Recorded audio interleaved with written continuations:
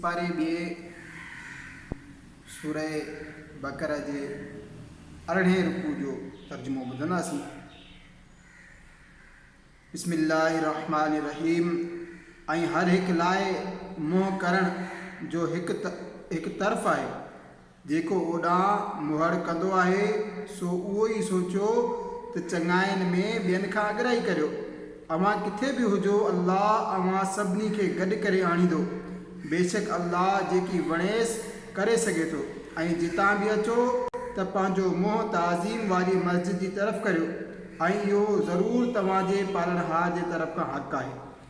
ऐं अल्लाह अव्हां जे कमनि खां गाफ़िल न आहे।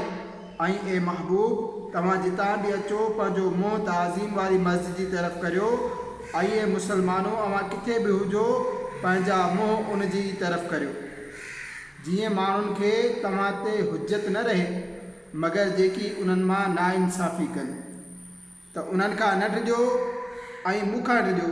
ऐं हीअ उन लाइ त मां पंहिंजी नेमत तव्हां ते पूरी करियां त कंहिं तरह तव्हां हिदायत लहो।